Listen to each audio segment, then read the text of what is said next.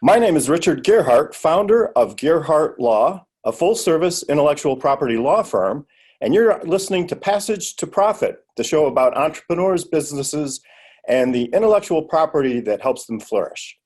And I'm Elizabeth Gearhart. I work at Gearhart Law, but I am not an attorney. I do marketing, and I'm here just so he has someone to talk to besides you guys. Oh, great. So we're going to get started today with Patent Palooza, and we have got the absolute best invention for you. Everybody knows how people who have gerbils and hamsters, I call them rodents, run around in tubes in these like tube cages. And our inventor today, Bryce, had a fantastic idea of taking those tubes and bending them and turning them into a garment that they could wear. Kind of like a backpack. It goes over your shoulders and around your waist, and it's tubes and little gerbils are running around the outside of your body. So you're getting the rodent sensation, I guess, as you're wearing this. I think it's very clever. I think that he did a great job with this. Yeah. So, but if I had shown up wearing this on our first date, would you marry me? Yeah, well, it would have been better than that packet of cat pictures you pulled out of your pocket. Just kidding. And so anyway, so you see the belt there. That's an additional fashion accessory if you want that too. It holds up your pants and gives you the rodent sensation at the same time.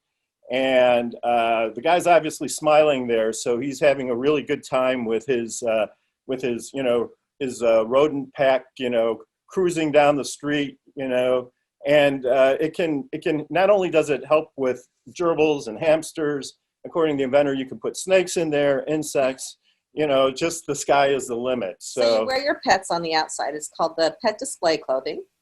And for those of you who are listening to this on the podcast or the radio, it's on our YouTube channel. So when you go see this on YouTube, you will see a screenshot that we did of this happy person wearing his rodents on his body. He's getting the rodent sensation there because he's got such a big smile on his face. Right. So now we're going to do patents in the news. So every year, the United States Patent and Trademark Office picks winners for a contest called Patents for Humanity. And in 2020, they have 6 winners. I'm not going to go through the names of the patents or get real technical, but they're for helping people in the world. So one of them is prescription eyeglasses for cheap for people in remote areas. I really like this one. It's called Hemofuse from CISO Global. Basically, if you're bleeding to death, it takes your own blood and filters it and puts it back in your body. So I thought that was pretty cool. That's my favorite one. And then there's a vaccine for malaria. Now, this next one, Flex Curvator, was Richard's favorite. Right. Well, tell them about it first. So I don't know how people, I guess they've been doing this by hand, but it enables fast, safe, and hygienic fecal sludge removal, surpassing manual emptying. So, I don't know, guys, but I'm surprised it's just now. Fecal removal. That sounds like a very important invention, and I'm surprised nobody's invented it before. But and then there's another one for getting nutrients from wastewater, and then another one for people who need prosthetic limbs, and amputees. And like the gerbil clothing, isn't on there? No, but it's expired because it issued in 1999, and it's been more than 20 years. Patents only last 20 years. That's right. So if Ralph Lauren is looking for a new fashion idea, this one is available. So if you have an idea and you want to get a patent, I mean, I think we've kind of showed you the range. Right. I don't think we had any tech patents on there, but we have a couple tech companies coming up, so they can talk about the tech piece. That's right. And so we got to take a break. We'll be right back after this commercial. You're listening to Passage to Profit on WOR 710 with Richard and Elizabeth Gearhart. Welcome back, everybody, to Passage to Profit. Richard and Elizabeth Gearhart with our special guest, Jason Lee from DailyPay. And Jason, welcome to the show. It's great to have you here. And you've got a fantastic company, a fantastic idea. Why don't you tell our listeners what it's all about?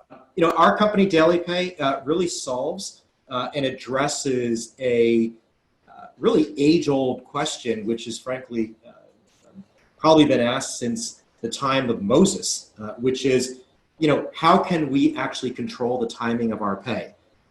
In the time of Moses, once said, you should pay everyone their wages before sunset. And so for 30 centuries, payroll has actually happened the same way, for as long as we can remember. All of us have been paid once a week, once every 2 weeks, once every month. And in all kidding aside, in a world where we can wear our pets on our clothing outside, where we can order cars whenever we want, order food whenever we want, it struck us at least, gosh, we ought to be able to use technology to really access our pay also on demand. And not simply because we wanted to access it for frivolous reasons. Actually, 8 out of 10 Americans today are actually living paycheck to paycheck. There is this core issue that exists, which is the asynchronicity between when someone gets paid and when their actual bills are due. God forbid, today is a Thursday, I've got rent due today, I can't pay rent, I'm going to get evicted, and payday's not until tomorrow. Gosh, I've already worked. I'm just simply waiting to get paid. I ought to be able to use technology to control the timing of my pay. And so that's really what DailyPay seeks to do. It empowers every single American to be able to control when it is that they get paid for hours they've already worked, as opposed to living sort of for this kind of once every 2 weeks, once a month kind of pay event. It kind of creates the fluidity that we all need to meet everyday expenses or everyday life needs that we might have. I can see many benefits to the employee, but I can see one major benefit possibly to the employer. If somebody knows they're going to get paid at the end of the day, they're much more likely to show up for work that day, right? So, as I said, we're simple people here. When you treat your employees well, they actually behave differently. And that's a pretty tried and true principle. Treat people well, give them what they need. There's a core compact that exists between the employer and the employee. And that compact is, come work for our company and your needs will be met. That's my job as an employer to make sure your needs are met. Well, that compact has been severely weakened, as we've kind of created this bi-weekly, monthly kind of pay cadence. And so, Elizabeth, you're exactly right. When employers offer this benefit, all of a sudden their employees start staying longer. They start working harder. What we've seen is that retention has gone up on average by 41%. And that's extraordinary. That means someone who might have quit in 3 months, well, she's now going to stay for 5 months. Someone who might have quit in 6 months, she's now going to stay for 9 months.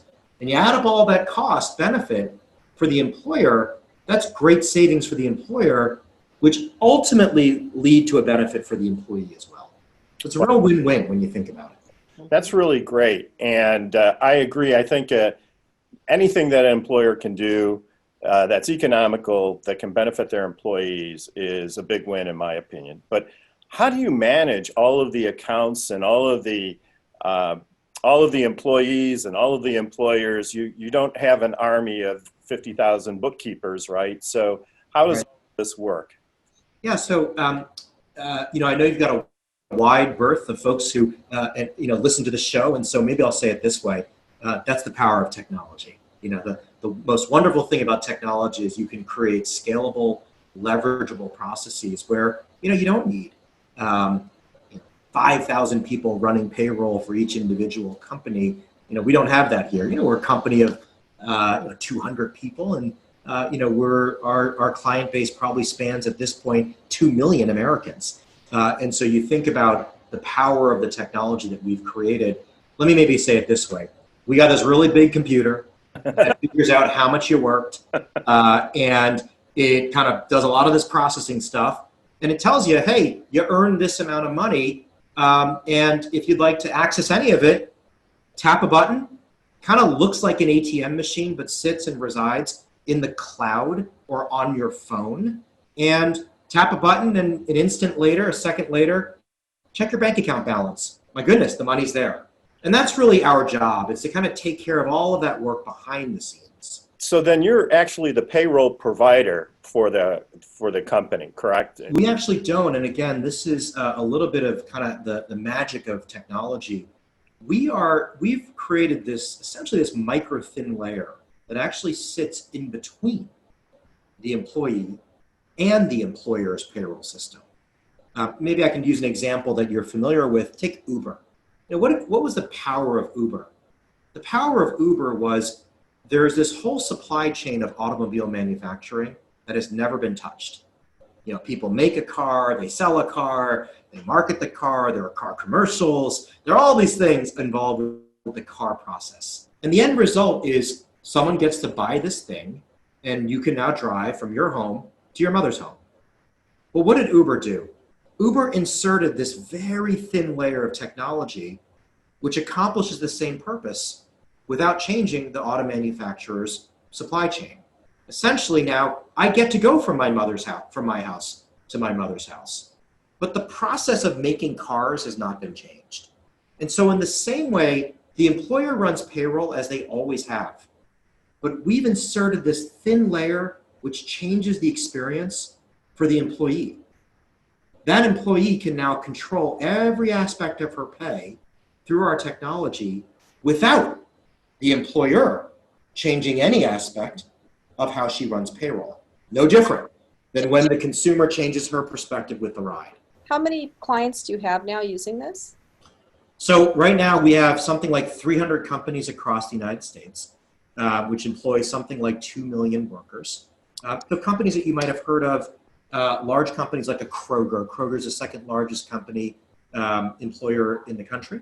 So Kroger, the big grocery store chain, McDonald's corporate, Six Flags. So what is the user experience like, on the end of the person who would be coming to you to get a pay advance? And what is the difference between this type of a platform versus like those creepy payday loans? Yeah. So the great thing about this is, and you can check out how the user experience looks on DailyPay.com, is it looks and feels like an ATM. Every day you work, your balance goes up, just like a checking account balance. And there's some digital representation that, hey, your balance has gone up. And you kind of look at that thing and you say, hey, I've already earned $300. That's already my money. My balance has gone up. Gosh, I have rent due right now. Let me tap a button and take out $100. Now that already is my money. And so therefore there's nothing ever to pay back. It is identical to as if when you go to your checking account ATM and you tap a button and take out $100, you don't go back a week from now and try to stick that $100 back in the machine. You don't pay back the machine. Of course you don't. It's because it's your money. And so what we do is really provide a tech-enabled way for you to access your own money that just happens to be sitting at the employer. But it is no different than as if it's coming out of your checking account. Coach Kenya, the reason why it's a little bit different is there's nothing ever to pay back. Meaning the employee doesn't have to come to us and say, here's the money back that I took from you, or we don't go to them and say that. All we just do is simply deduct it out of their paycheck because it already was their money. Think about it as real-time pay. How would I find out about something like this? Would it be through my employer, or how are people finding out about this as an option? Yeah, so let me quote the Aflac duck, which is ask your employer. So we only work with employers, and the employer offers it as an employee benefit to their employees. It's a free benefit, so the employer doesn't pay a fee. The employee only pays a fee if in fact they request a transfer. So again, no different than like a digital ATM machine. And so for your listeners, for those of you who are employees, just ask your employer about DailyPay.com. For those of you who actually work in HR or payroll, things like that, you can come to our site and check it out. That's great. Jason, so how did you get into this business in the first place, and what is your story?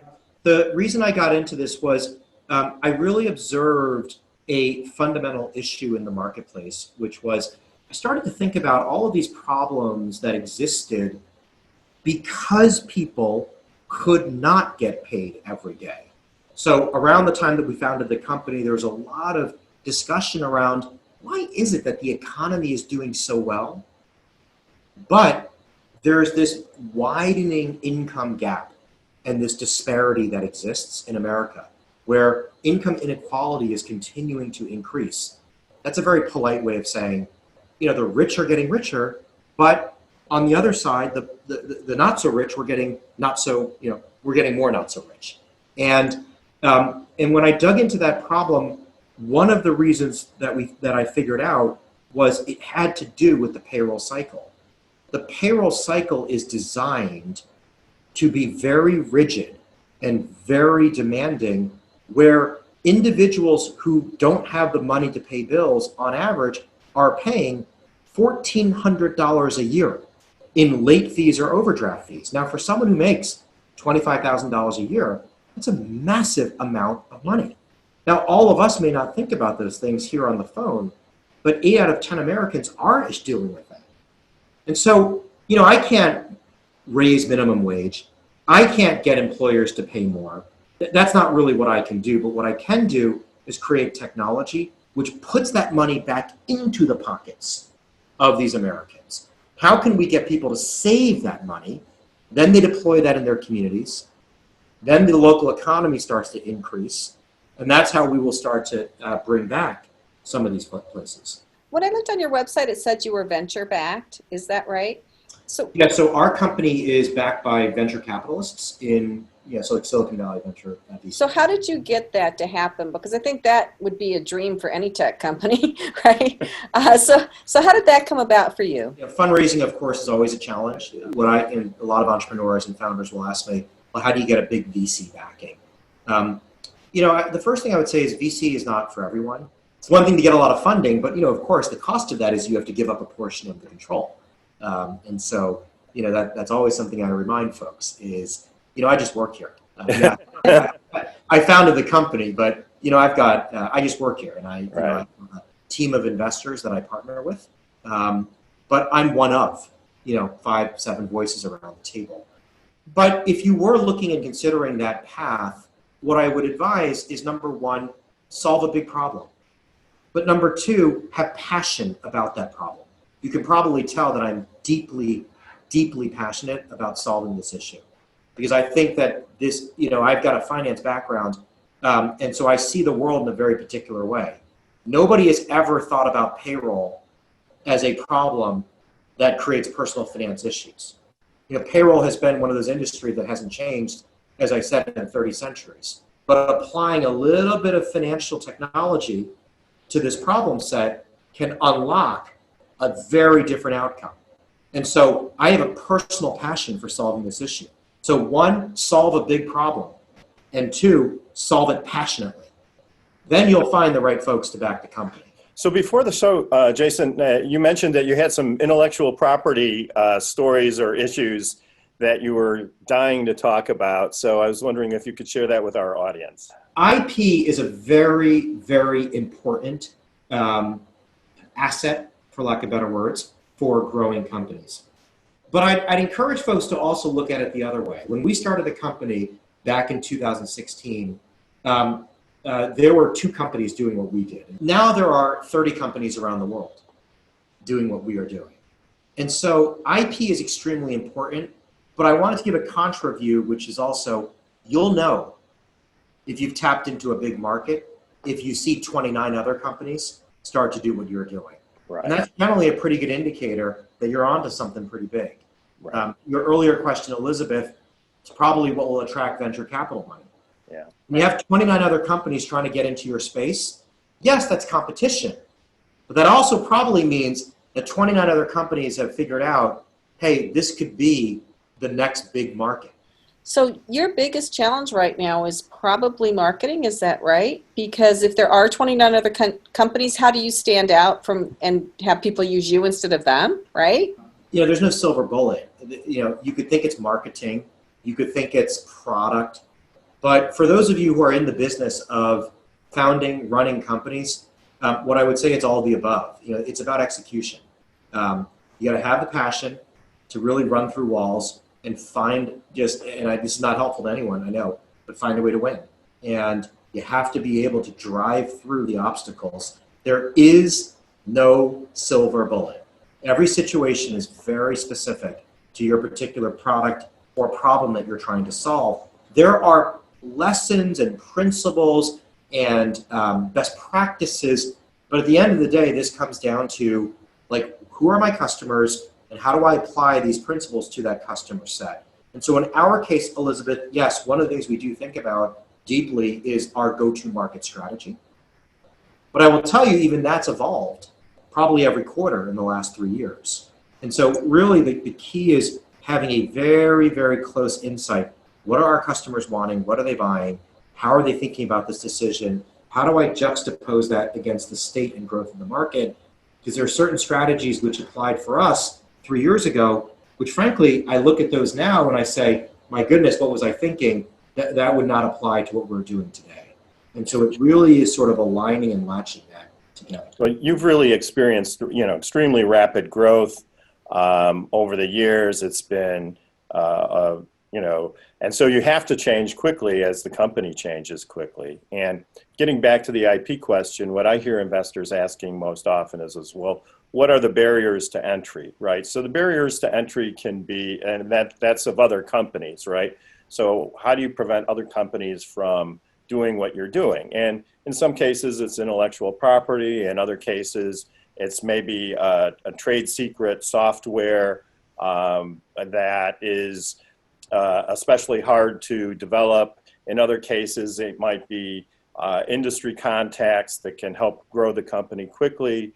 But certainly for a lot of companies, patents provide at least one barrier to entry. But in the world of software, as you probably discussed, you have to think about it carefully and decide between disclosing your technology eventually and protecting it. And so that's really a case-by-case analysis. Right, and branding matters too. So if somebody's like, how is DailyPay better than Payday or something? I mean, they really have to differentiate yourself in your brand. And Kenya is an expert on that. So I should really let her be talking about this. So anyway, we are at the end of this segment. Thank you very much, Jason. I hope you'll stay with us for the remainder of the show and help us quiz the entrepreneurs and make yourself available for advice from them as well. You're listening to Passage to Profit with Richard and Elizabeth Gearhart on iHeartRadio. Our special guest this evening, Jason Lee, and also Kenya GIPSON from iHeartRadio. Welcome back, listeners. You're listening to Passage to Profit, the Inventor Show on WOR 710, the Voice of New York. And if you're just tuning in, we just had an amazing conversation with Jason Lee of DailyPay. And if you don't know about this, well, you should. So listen to it on our podcast tomorrow or watch it on our YouTube channel. I'm really happy to introduce right now Melvin Wilson with Solve Group. Welcome, Melvin. Tell us what you do. Our group, I guess, technically, if you've ever watched the A-Team, we're that, it seems like, for marketing and tech companies. So it's like we have a problem, it needs to be solved. We have short time of period to do it, and we got your phone number from somebody else who had this problem. And people have been calling us for that, I guess, in a lot of different situations for the last 5 or 6 years. Part of that may come from the fact that a lot of both myself and my employees, we all used to run a think tank for the advertising world on the future of media, the future of tech. And we used to, I call it the Hadron Collider of advertising. We would take brands, companies, and tech and smash them together and figure out ways where technically you wouldn't get sued. So we've dealt with a lot of IP stuff as well, ways for people to make money, and then ways to create value for consumers. So we've kind of been in that game as Solve Group for the last 5 years, but as a team, we've been doing it for the last 15. So I think that is kind of what we do. We do it for brands. We've started to bring that knowledge down to smaller businesses because as the internet has connected things, the big enterprise problems actually have become problems for small business owners too. So we've done a lot more business in the small to mid-sized business market than we used to do with big brands. I can't resist asking this question, but if you're the A-Team, what are your weapons? One would actually be, we've probably seen some of the things that you see on fire already.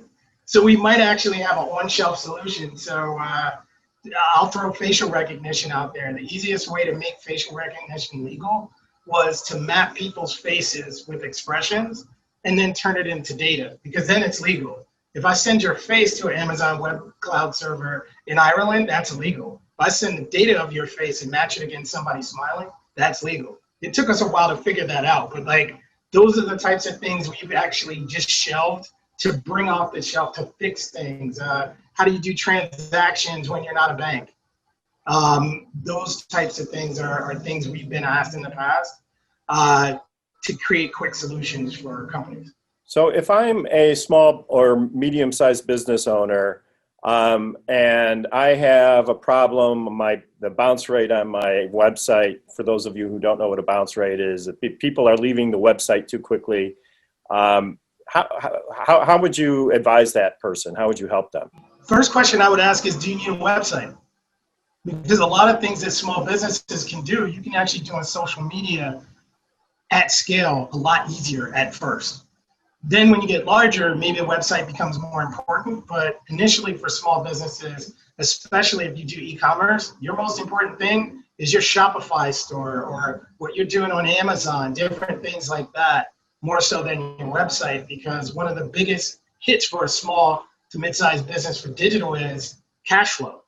So the easier ways to do things where you're increasing cash flow, your website is probably priority 10 on that. So we actually help people with those. We help tell them there are more things out there from a commerce standpoint. So it's like eBay still exists and millions of people are on there. If you are selling a product, do you have an eBay, an Amazon, and a Shopify store? Before we even get to, what does your website look like? Those are the things that we try to steer people towards, because once again, those are problems that we actually used to have on the brand side. So working with retailers to compete with Amazon, it's almost the same kind of business problem. How do you actually grow your business? Is it primarily through referral, or have you thought about, this thing's working, we really want to blow this thing up and go big? That's the friction we're having now as a company, because we're used to private referral. We get probably 90% of our leads through sessions at like CES and South by, different things like that, when we're talking to CXOs and VCs and different things like that. But to target a lot of the clients we have now, we actually do have to advertise and figure out a way to talk to regular people. And I think that, that's a unique business problem that we didn't think we would run into, but now we have, because almost all of our clients are way smaller than where we started. Like we started with like Fortune 500, and now we're working with like Inc. 5000 companies. So yeah, I think advertising is something we've finally started to do. I'd probably say COVID kind of messed up our initial plan on that, because it was built around events, and events kind of died. So we actually had to pivot and start doing more digital ads, email, different things like that. What would you say are some basic digital marketing strategies for an e-commerce company that would kind of be like a foundation or a staple that they should follow to drive awareness and drive business? Direct marketing and direct response marketing is probably the most underused tactic on digital anything, and it's old. It's like what people use for mail pieces and phone calls. I said all of those things. The platform is different, but the method is the same. So all the things that you would do as a telemarketer, you probably need to know as a digital marketer. Email is a lot easier to produce and send than a hard piece of mail. So those are easy ways in. Yeah, it's funny because I have this conversation with people all the time. Think about those mailings that you get, the hard mail. What do you do with most of that mail that comes to the house? It like usually sits in a pile somewhere or ends up as like birdcage lining.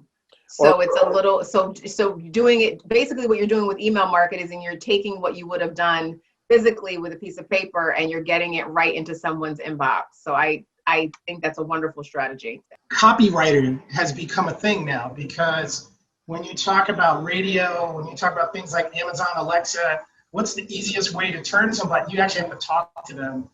So now a lot of things that used to be done by a computer, like computers can't write a copy.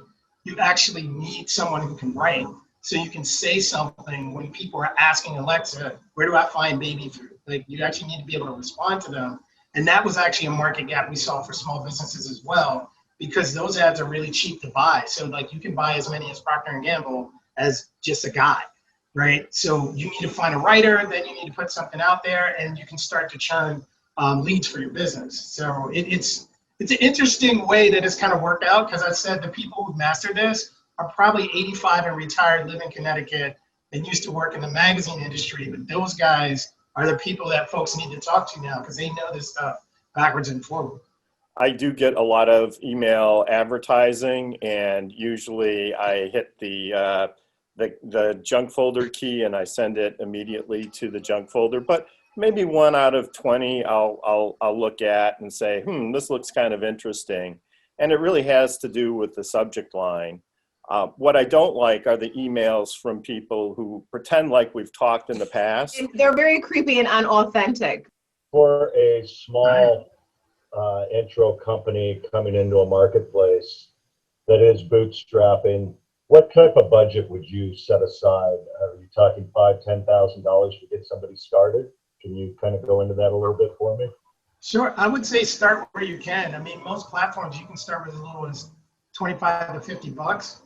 And if you at least started to do lead gen with that little week, you'll actually start to see some results, especially if you are a product-based company with the amount of targeting some of the platforms allow you to do. So I'd probably say it's okay to start small. It allows you to test. And then when you find something that works, I'd probably say you dump more money into that. But I think starting anywhere is probably better than not starting at all. The thing that a lot of digital platforms have also done is they've lowered the barrier to entry. The barrier to entry used to be $100,000, $1 million. Basic things like TV spots would cost hundreds of thousands of dollars. You can actually do your own TV on streaming for way less than that now. So I think I'd say you don't have to think big to do something, and doing something is better than doing nothing. I still think with all the controversy around Facebook, advertising-wise, it's still the best bang for the buck on social media, at least. Agreed. I mean, at the end of the day, it's 2 billion people on there, right? Like, so as long as it's 2 billion people on there, they will be relevant. Thank you so much. Where can people reach you then for this A-team approach to marketing and other technical projects? Sure. I'm on Twitter at C3MLW. Folks can reach me on email or LinkedIn. My email is mwilson@solvegroup. That's solvegrp.com. And I'd probably say we're about to become a lot more active on LinkedIn. We did sign an ad deal with them in particular, so we kind of get out of the shadows as far as the marketing component is concerned. So I'd say look for us in those channels in the near future.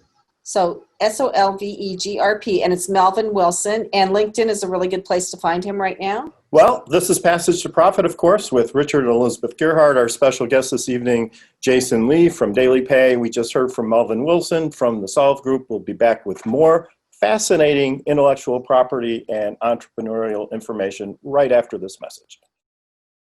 Welcome back, Passage to Profit. We're on to one of our favorite segments, and that's Kenya Gibson from iHeartRadio and her Cultivate segment. Kenya, what do you have for us this evening?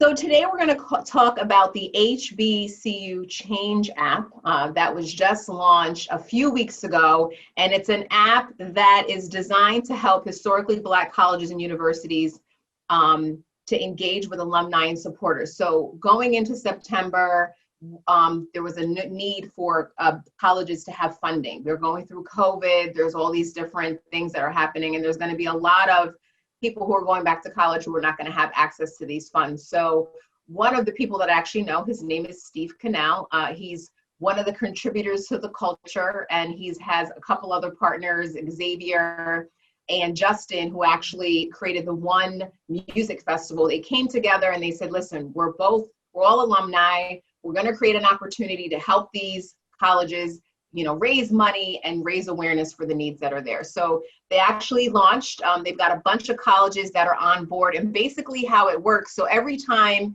you make a purchase within the app and you round up, there's a certain amount of money that goes back to these HBCUs, which is really cool. So there's a really great cause marketing connection that's there. It's something that's really pushing the culture forward. And I actually had a meeting with them last week, and they have a lot of big things that they are going to be doing with iHeart, with the new Black Information Network that we just launched, and the HBCU homecoming that iHeart is going to be hosting in the next few months. So a lot of exciting things going on there in the college space. That's great. Where can they find, where can people find the app? So they can go to, it's hbcuchangeapp.com. And even if you Google it, there's a bunch of PR releases that came up about it. It's all over the place. It's been really crazy in tech news over the last few weeks. So if you Google it, you'll see a million things pop up. And Elizabeth, you have some cool stuff going on with Fireside? I am. So for those of you who don't know what it is, it hasn't been a year yet, but right before COVID, I started a company called Fireside Directory, and I feature interviews of myself, and I have another person helping me interviewing business owners, small, medium-sized business owners, about them, companies and themselves. And what I tell them is, give me your catchphrase in the first 10 seconds. So I'm going to introduce you and say, this is your company, and then you tell me why I would work with you over everybody else that's doing the same thing you're doing. And we kind of talk through and we kind of figure some of these special things out that are different and unique about people's companies. And that all goes in the video. And then the video goes on my YouTube channel and also on my website. I just started building, the website's a little not the way I want it. I didn't have one built from scratch. I had to use what was there. But I am building it. And when I get to 50 people, which is, I'm almost there, I'm going to start advertising everything to the public. So if people are looking for someone, they could come to the website and see their video, or even to the YouTube channel. And I have to say the most interesting thing about doing this is that I have, for instance, a number of business coaches, but no two business coaches do things the same way. It's just fascinating. And when I really get ready to advertise, I am going to talk to iHeart about radio advertising, because I really feel like that's where my users, people coming to find companies, are going to come from. So it sounds like you're helping people perfect their pitch on video, which is very important right now, especially with all this video conferencing that we have. Kind of, yeah. I mean, people know what they're doing is important and they know why they're doing it, but they don't always know from a consumer's perspective what is the most valuable thing about what they're doing. And so I try to help them find out, somebody that's going to hire them or use their business, what's the most important thing to them, and let's put that way up front. Yeah, and it's a great way too to if you do have a video, you want to tell a story, you want to talk about your business, you can do the video and have it posted very quickly.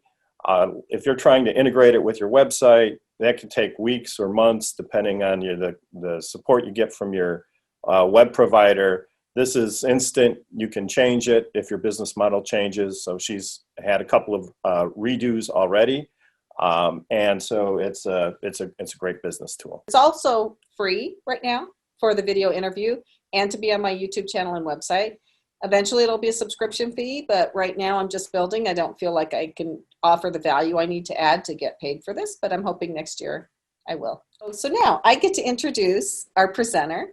So we have Jennifer Kirk from Posh Puppy Boutique. Okay. So I love this. For those of you at home who can't see it, Jennifer will explain what she does. I own poshpuppyboutique.com, and it's a luxury dog boutique, and also we carry essential pet supplies. I've had it for 15 years, and we just carry really unique products and essential products too, of course, for all pets of all sizes.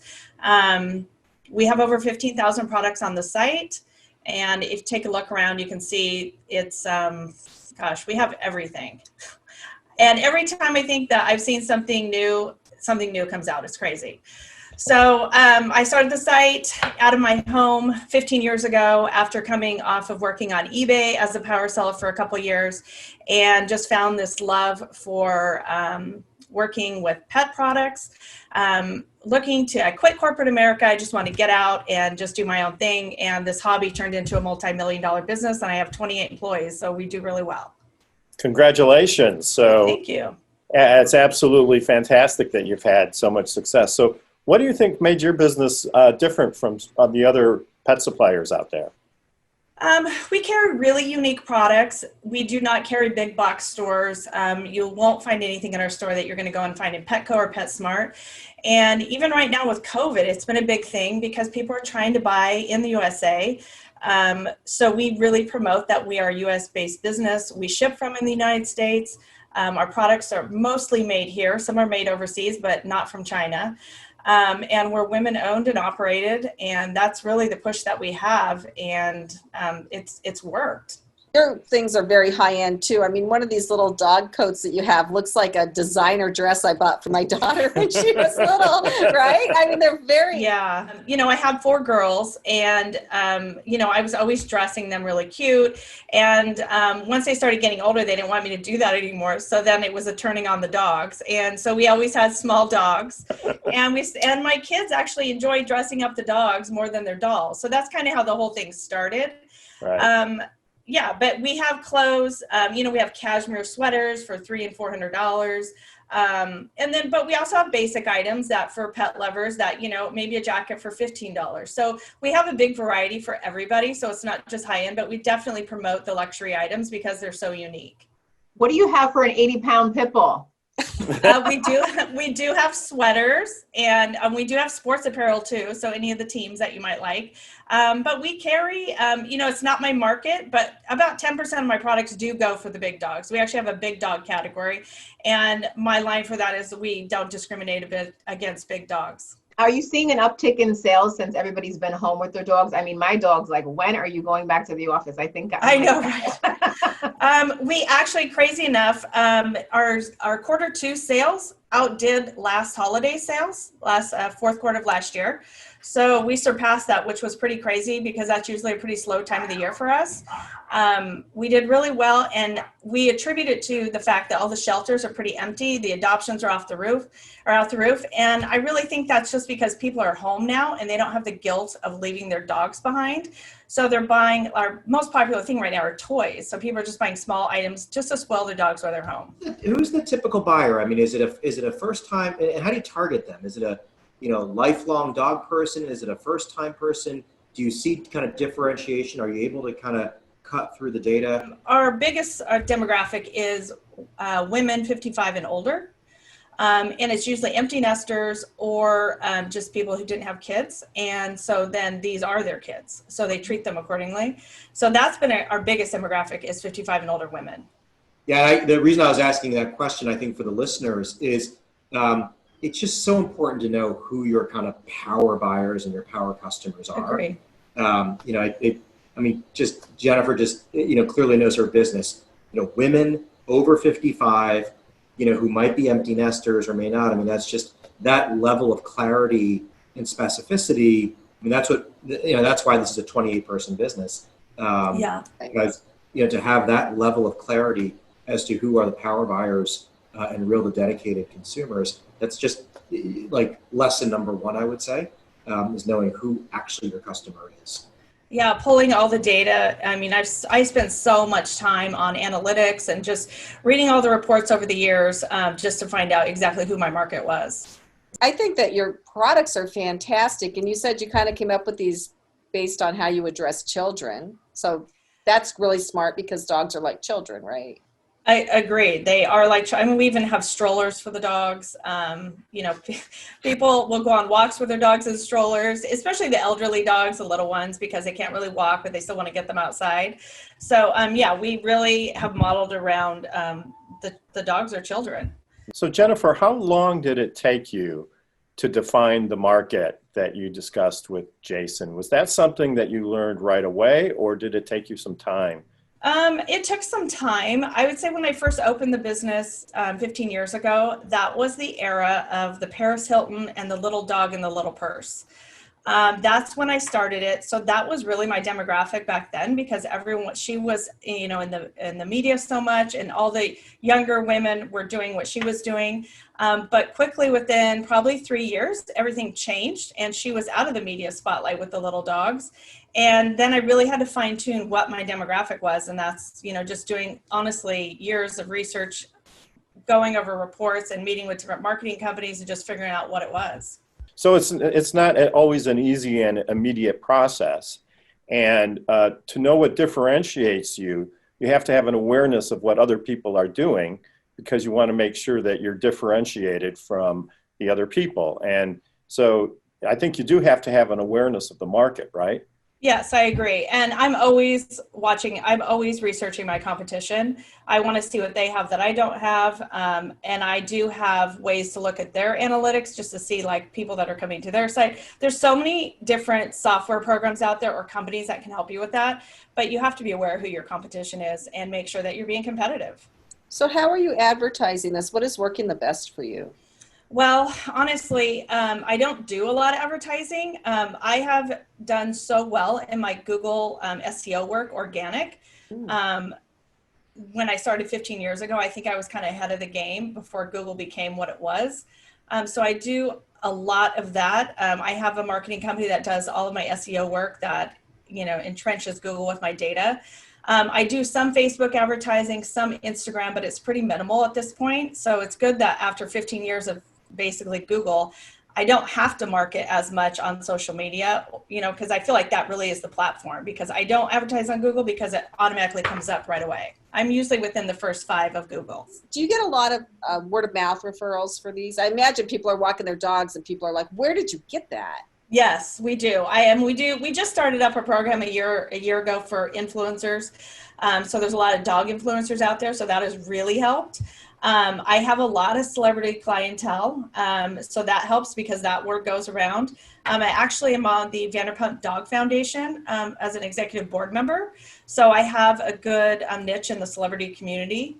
So that helps. And Vanderpump Dog Foundation is a rescue group that does worldwide humane. They're just promoting humane treatment for dogs, for pets in general. And then I also worked with Disney in 2009 and 11 on Beverly Hills Chihuahua 2 and 3. So that was a huge plug, obviously. And on the third movie, which went right to DVD, and I believe it went out to 5 million people in the DVD, I had an insert that Disney put in there at no cost to me of my brand. So when you would pop the DVD open and you would see the little insert in there, you know, $20 off this, whatever, it actually had my brand and my advertising in there. That was no cost to me. Wow. It was huge. I love the fact that you have this much info on your target. Because all I'm thinking in my mind is I work for, I'll just say big clients that have giant pet food banks, and they don't have this much information on their customer. Like we're like talking to outside research companies and they're doing all these studies, and you like have it so laser focused. All you did would use the tools that were available. And I think that's awesome. Yeah. And, you know, Google Analytics is free, as you know. So, you know, just poring over reports when I have free time and just really trying to analyze things. I think a lot of people aren't really tech savvy when they get into this and they don't really know what features are out there. But my husband also is his background is a network engineer. So he was a big help with all of this. Just getting down to the nitty gritty on who my clients are and, you know, where people are coming from and so forth. Because I do ship worldwide, so we have a worldwide market. This is really interesting because someone we had on a couple of weeks ago or last week said that if the quality of the product isn't there, it doesn't matter how much marketing you do. And so it's always this tightrope you're walking, but your product obviously is very high quality. Otherwise, Disney wouldn't even touch it. So congratulations to you, Jennifer. Thank you. You are listening to Passage to Profit, the Inventor's Show with Richard Elizabeth Gearhart, our special guest, Jason Lee, our executive spotlight, Melvin Wilson, and we just heard from Jennifer Kirk. If you're just turning in, the podcast comes out tomorrow, and this has really been a lot of fun so far, but don't go away because we have a very, very cool product coming up. Great. We'll be right back. Welcome back, everybody, to Passage to Profit with Richard and Elizabeth Gearhart, the show that meshes entrepreneurism, business, and intellectual property. Our final guest this evening is Ron LeKine from extremist.com. And Ron, tell us about your product. My product is to keep you cool in hot environments. It's a wearable, no gerbils involved, but it's a wearable backpack. It's a runner's vest, we call it, runner's pack. And within it, there's a pump system. I live in Arizona, and we've just had 50 some odd days of over 110. So having to stay cool is really a worldwide issue right now. It's not getting any better. So for people who love to get out and walk the dog or walk themselves or go out and hike or run or cycle, we have products that will keep them cool. We visited Arizona many years ago, and in Scottsdale, they had restaurants that had these misters to keep everybody cool. But what prompted you to think of an individual mister like this? Well, I was in over 140 degrees every day on a 1,000-mile trek across the Sahara Desert. I left from Mali, heading due north up to these mines, and I had a couple camels with me. It was miserable. It was horrible. I thought I was really in good shape, and coming from Scottsdale, Arizona, I figured I could take it. It was rough. I'm not going to lie to you. So about 200 miles in, my cameleer that owned the camels that went with me, he showed me a little trick of tilting my bowl of water, putting it out into the sand, and tilt it towards the sun and the wind, and the evaporation process would leave behind almost ice cold water within 10-15 minutes. That first drink of water was my aha moment. So you're actually, I have to admit this publicly, you're the first person I know who knows a cameleer. Well, That's I know a few of them. inspiration for a great invention. How do you keep the mist going? I mean, how does this whole thing work? Well, within my backpack, there's this little pump, weighs 16 ounces. The battery lasts up to 16 hours between USB charges. So when I charge this up, I put it in. On one shoulder, I have my drink nozzle from a Camelback style hydration system. And then on the other shoulder, there's another hose that has the little mist nozzle on it. So it's aiming out in front of me. I have a wireless remote control that I can change the speeds, 8 different speeds for different patterns. So wherever I walk into, I'm walking into a cold mist, running, cycling. I can't get away from it unless I turn it off. So I'm drinking and misting out of the same hydration system, out of the same reservoir. So what have you found to be, Ron, I guess maybe some of the distribution challenges or the distribution process here? I presume you're on Amazon. I presume there's direct marketing, direct selling. Maybe you can share a little bit with listeners, kind of how have you found that process in terms of navigating all the various ways in which you can sell? Yeah, so we've tried to get into some of the big stores. We're in REI, which is kind of mecca for the hiking and climbing and outdoor outfitters type things. And we're trying to get in a lot of the others. We're in smaller boutique type stores as well for runners and things. But the Amazon, our own website, our own social media, we have a new genre that we created that's never been done before. And that's a double-edged sword. I almost wish that I had competition out there because it would make the marketing a lot easier for us. So we're having to start from total scratch and try to teach people about cooling themselves in the outdoors. So it's not an easy task, I have to admit. Yeah, so one of the reasons I asked that question, and frankly, I'd asked the question to Jennifer also, is one of the challenges that I think that every entrepreneur has to go through when you're disrupting a new space or creating, a new category is there's a rising tide element to these businesses, meaning in many ways you're doing two sales. You're trying to sell someone on the merits and the health benefits of being cool or the emotional benefits of dressing up your best friend, your pet, or your dog, in an outfit. There's a sort of rising tide element to your market or your category. And then you're also trying to be the best within that new category that you've created. And so I think a lot of folks probably deal with this, which is how do we market or how do we create category awareness? And then after that's done, how do you sort of make sure that your product is the one that people are thinking about. I think that's a very, so there's a lot of discussion around that, whether it's content marketing, education, or webinars, or things of that nature. I think every entrepreneur goes to this issue, which is, do I spend my dollars with just kind of getting the tide to rise? Or do I spend it just making sure I can get the folks out there who are looking for a product like this?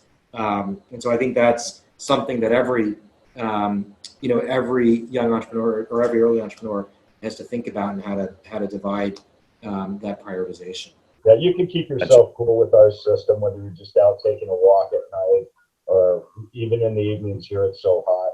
It's still nice to have that on. And even in humid areas, unlike as you mentioned, the Scottsdale mist systems that are in every commercial building, all of our backyards just about, my system, it's a bigger droplet, so it's not going to evaporate. The idea on the other ones is as they're coming down, as it evaporates, it cools the air, the cold air drops, but you're open to, and that's quite a ways up above your head, so you're open to the open air flows, and it's going to change that all the time. So you'll get a blast of cool when you're sitting in a restaurant, then it'll get hot, cool. With my product, you're actually getting it close up and personal. And as it hits you with the larger droplets, you don't turn it on to this huge fog, you turn it on to the lower when you're hiking. And with that, it's going to cool around here. You're going to breathe it in, get rid of some dry throat, as well as cool from inside and outside. I could see having school districts, if they had any money, of course, buy these for the kids and have class outside, right? And so then you solve the problem of the kids dying of heat exhaustion in Atlanta or Arizona if they're sitting outside in class. I mean, I could see so many uses for this. Yeah. We do actually have an accessory item. I can take the pump out of my backpack, hook it to any water source with this, and here's a 16-foot line of nozzles. Mm-hmm. And I mentioned that I only use this on hiking on the lower speeds. The reason I put high speeds on it was to power multiple nozzle systems where you can put it up under a canopy or anywhere else, air condition your tent, vehicles, golf carts, whatever you need to do. You had asked a marketing question earlier where I think you might have at least one place you can put the product and talk about it that you may not have had, let's say, prior to 2020. So you have a lot of places like Consumer Electronics Show that are going virtual, and the cost of entry has dropped significantly. This would be a great product for a show like that. I've been doing CES probably at this point for 14 years straight. And now for different verticals like this, which are alternate uses of water, kind of being able to use it for cooling or even for creating your own water source. This has been a thing at CES for the last 2 to 3 years, and that's normally about the life cycle before people start to really dig into it. That would be a great place to get your product in front of people, where it would normally probably cost you about 10 grand or more to exhibit. It might cost like $100, $150 this time around because the entire thing's virtual. So. Yeah, Melvin, I just did 2 virtual shows. One that I've been doing, which is the Outdoor Retailers Show up in Denver. And even though the booth may cost $4,000 or $5,000, depending on what you're doing, by the time you do get the crew, get the pallet up there, get everything in place, I'm spending $14,000, $15,000, $16,000. The virtual show is paid like $2,500 for, and sat in my chair right here and did the show. So it was very effective. The virtual shows, it's not exactly the same, but they may definitely remain having a place within our environment now for here on. That you do have a COVID solution. I do. When COVID came along, my gym, and that's showing it right there, that last shot was in the gym. They were closing down a couple weeks before the mandatory shutdown, and it's right across from where I'm sitting right now, across my parking lot. So every morning I'd go there before work, and I went in and they said, we're going to shut down. We're just having a meeting. And I said, why? And they said, well, people don't believe that we're sanitizing properly, and we know the shutdown's going to come eventually, so we're just going to do it. And I said, give me 10 minutes. I walked back to the office. I took the backpack, and I just removed the drink hose, took it off, plugged it, and I took the mist line, which is at chest length, and I went ahead and put it down to arm's length, put a wand on it, and I have the same pump. So now I have a wearable that's made for runners, so it's very comfortable with a 2-liter reservoir. And I went back over, put their solution in it. The gym started applauding because they saw the guy wearing it and walking around. Even when he wasn't wearing it or not walking around doing it, he still kept it on, and they knew that they were going to be using it. So it was very easy for them to do, and they kept the gym open until the shutdown. Then we gave one to a restaurant in the same plaza, and same effect happened there. So it was not just the physical, but the mental part of people seeing someone wearing this thing, even if when they weren't using and walking around. So then we donated them to a bunch of the COVID wards. We donated them into New York, the Ground Zero, and we donated them around Phoenix area here. And again, not really anticipating going into that business because hiking is my passion. But then some of the cleaning companies saw it, and next thing we know, we've sold several thousand of them already. Wow, thank you. Well, I'm sorry, but we have to end because this has been such a great show. This is really wonderful. I can't believe how smart people are, creative and innovative. So how do people find your product? They can go to extrememist.com for the hiking products, or portablesanitizingsystem.com for the COVID killer. Okay. Yeah. So that's it for our presenters this evening. We'll be right back with more Passage to Profit right after this. Welcome back to Passage to Profit, everybody. It was a totally and completely fantastic show. And if you missed it, the podcast is out tomorrow. But wow, innovation in this country just blows my mind. Yeah, and it's like seeing the future here when you're on Passage to Profit, right? And things are changing all the time. Entrepreneurs are creating, businesses are creating, and finding solutions for people in all sorts of different ways. So it's really great to be able to bring our audience these kinds of projects. So to quickly recap, we had Richard Gearhart, patent attorney extraordinaire, copyrights, trademarks, litigation. Yes, the Gearhart completely Law. Unbiased opinion from my wife. Gearhart Law. Kenya GIPSON with iHeartMedia. That's Gibson with a P. It's Kenya GIPSON at iHeartMedia.com for all of your marketing needs, radio especially, but iHeart has an extensive reach with their marketing. Yeah, and I say this every show because I think it's worth repeating. Gearhart Law has been using iHeart Digital for a long time. They do a lot more than entertainment, concerts, and their digital products are fantastic. We rely heavily on them. We've been very successful based on their technologies and great service, good people to deal with. So if you're looking for help in the digital space, I highly recommend that you contact Kenya GIPSON, our media maven. And we had Jason Lee with DailyPay, dailypay.com. Get your company to do it. So you've earned the money, you've done the work, get paid when you need the money. Yeah, and that's really great because you can't always control when the bills come, right? And you change jobs. You can't control when the mortgage comes. And then we had Melvin Wilson with Solve Group, which is GRP, Solve GRP on social. And he really has a unique way of helping tech firms market. I really am intrigued by the idea of a think tank, bringing people from different technical disciplines together to brainstorm on marketing and business issues. So sounds like a great approach, and I know that he's helped a lot of entrepreneurs. And then we had Jennifer Kirk with Posh Puppy Boutique. And if you have not been to her website, oh my gosh, if you've got a dog, or even if you like looking at cute dogs, or know someone that has a dog, her stuff is amazing. She's got custom dog houses, but the clothes and the toys and everything, like she has been on Disney. Like her clothes have been in Beverly Hills Chihuahua. I mean, yeah. And you can have Beverly Hills Chihuahua clothes for your dog. Last but certainly not least, this is a really cool product too. Ron Lakin with Extreme Mist. If you'll pardon the pun. Oh, cool product. So it's a personal cooling system which also hydrates you. So it's really for hikers and sports enthusiasts, but I mean anybody, because there are times when I have just been like, oh my gosh, get me out of this heat. And even for parents sitting at a football game. We should try it for our porch. I think that would be a great application. Or a screen porch in the back, yeah, in the middle of the summer.